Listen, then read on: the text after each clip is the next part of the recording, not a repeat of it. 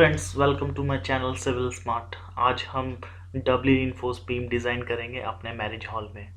हमने लास्ट में अपना सिंगली रीइंफोर्स बीम डिज़ाइन किया था, तो आज हम डबली रीइंफोर्स बीम 19 B20 B21, ठीक है, ये 10 मीटर का स्पैन है, तो हम एज्यूम करेंगे कि ये डबली रीइंफोर्स बीम डिज़ाइन होगा। ओके, हमने लास्ट वीडियो में एक इसमें लोड निकाला था, ठीक है। लोड कैसे ट्रांसफ़र होगा? रेक्टेंगुलर लोड ट्रांसफ़र होगा from both the sides B19 पे। तो हमने ये लोड कैलकुलेट किया था। B19 पे कितना लोड आया था हमारा? 22.69, ठीक है। ये हमारा टोटल लोड आया था और फैक्टर लोड ये हो गया था। तो हमने B19 क्या एज्यूम किया है? 230/750 mm, ठीक है। ये मीटर में है 0.75 mm, ठीक है। तो आज हम डिज़ाइन करते हैं डबली रीइंफोर्स बीम।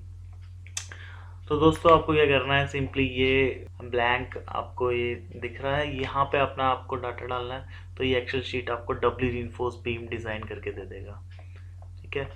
हमारा बेंडिंग मोमेंट निकल जाएगा, ठीक है। उसके बाद tension steel, compression steel bars निकल जाएंगी। उसके बाद डिफ्लेक्शन चेक हो जाएगा, शियर रीइंफोर्समेंट चेक हो जाएगा, और डेवलपमेंट लेंथ निकल जाएगा। तो आइए शुरू कर लेते हैं।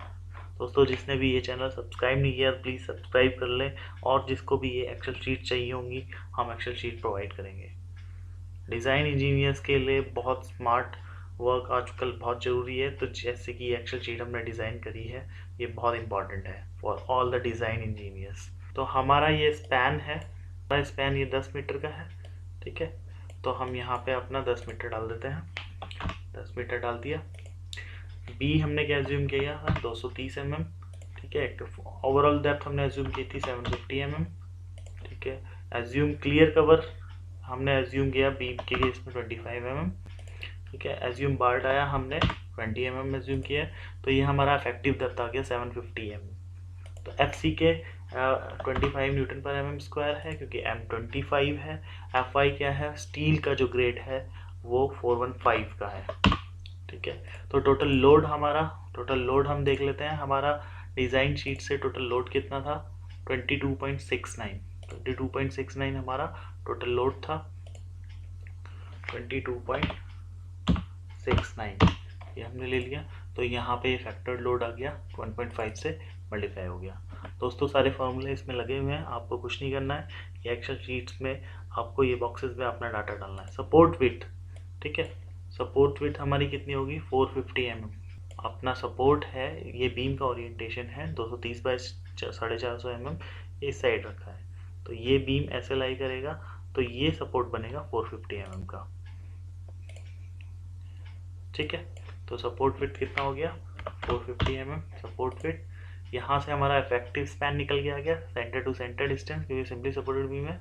यह clear span plus effective depth 10.45 आ गया, इन दोनों में से जो मिनिमम होगा। अब आ जाओ बेंडिंग मोमेंट कैलकुलेशन। तो MU/WU L²/8 ये फॉर्मूला होता है।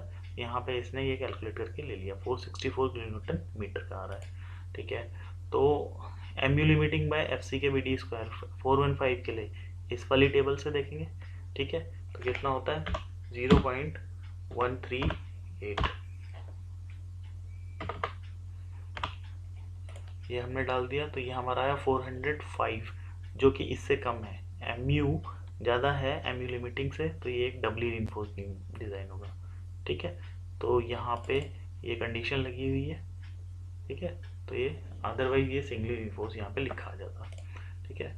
415 XU/max/D यहाँ से हम लेंगे, ठीक है। 415 के लिए 0.48 होता है, ये हमने डाल दिया। देखिए ये XU/max कैलकुलेट होके आ गया। कंप्रेशन स्टील में D डैश, जो कंप्रेशन स्टील में D डैश मतलब effective depth in compression side में है, तो वो हमने 50 mm एज्यूम करी है, ठीक है। तो ये D'/D आ गया हमारा 0.07। तो हमें क्या चाहिए होता है? FSC चाहिए होता है, क्योंकि कैलकुलेशन में यूज़ आता है। तो FSC हम इस टेबल से इंटरपोलेशन करेंगे। यहाँ पे 0.07 बाई डिफ़ॉल्ट आ गया, यहाँ से इसने ले लिया। तो उसके बाद 0.07 किसके बीच में लाई कर रहा है? ये हमारा 0.05 और 0.1 के बीच में लाई कर रहा है।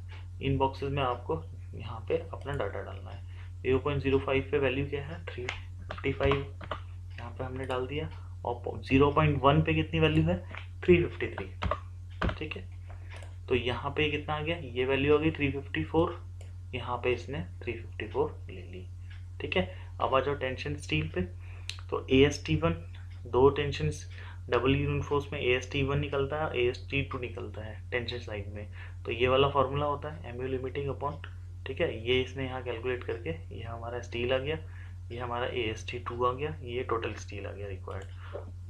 अब सपोज हम डाया अज्यूम कर लेते हैं 25 mm का, तो यहाँ पे 4.51 टेंशन बार रिक्वायर्ड है, तो हमने 5 ले लिए, ठीक है। और हम इसे डालेंगे कैसे, 2 रो में डालेंगे, 3 बॉटम में और 2 उसके ऊपर, ठीक है।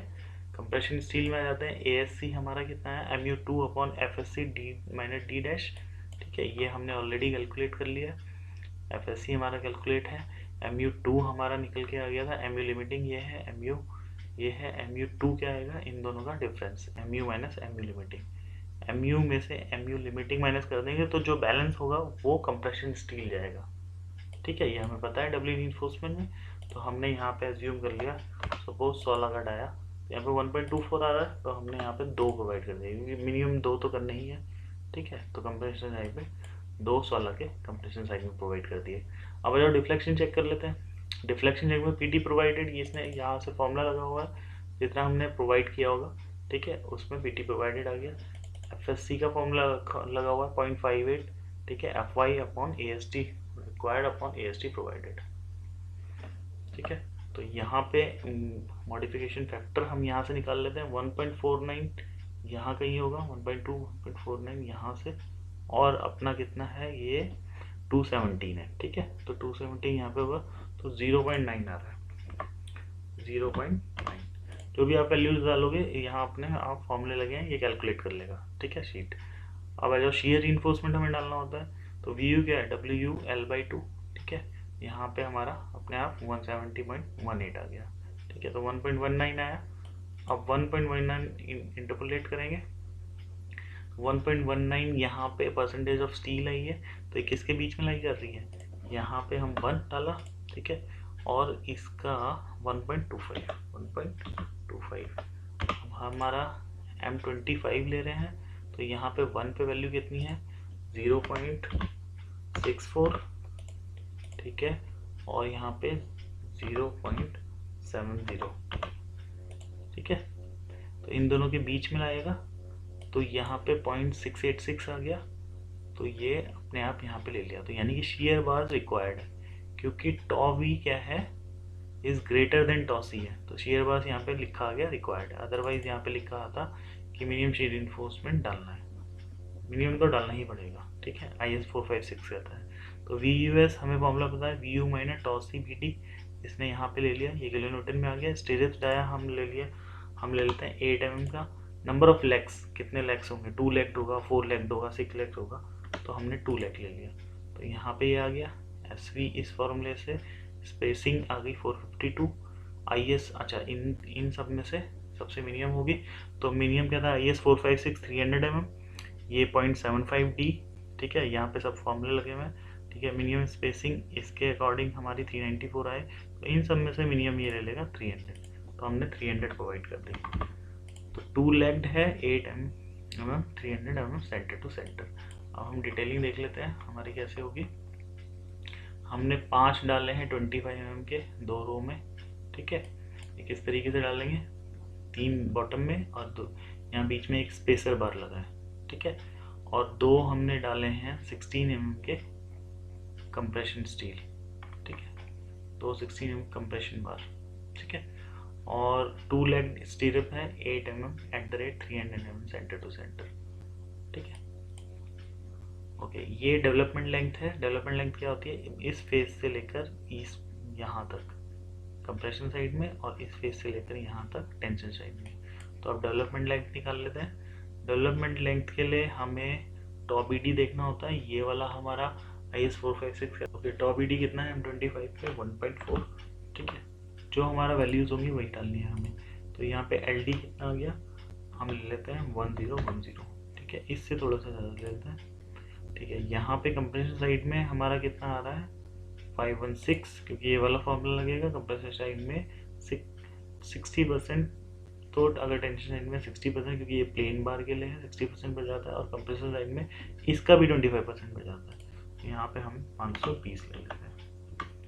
ठीक है, तो ये हमारी डेवलपमेंट लेंथ आ गई, ये कंप्रेशन टेंशन स्टील आ गया, ये कंप्रेशन स्टील आ गया, ये शेयर रीइंफोर्समेंट आ गई, ये डिफ्लेक्शन चेक हो गया। ठीक है, यहाँ पे FSC कैलकुलेट हो जाएगी इंटरपोलेशन करके। ठीक है, ये वैल्यूज़ हमारी आ गई।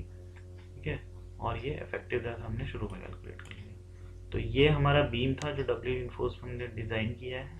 ठीक है, ये हमारा लोड आ रहा था, उसके बाद ये हमारी डिटेलिंग होगी, ये हमारे क्रॉस सेक्शन है। तो thanks friends, thanks for watching, और हमारे चैनल को सब्सक्राइब कीजिए। और अगर ये एक्सेल शीट आपको बहुत अच्छी लगी हो, आपको ये एक्सेल शीट चाहिए कोई भी, आप सिंपली सपोर्टेड बीम डिज़ाइन कर सकते हैं, डब्ल्यू रीइंफोर्स बीम इस एक्सेल शीट के थ्रू ईजिली डिज़ाइन कर सकते हैं। बस आपको ये रेड पोर्शन में आपको अपना डाटा डालना है और आपका ये डिज़ाइन हो जाएगा easily. Thanks for watching and please subscribe my channel.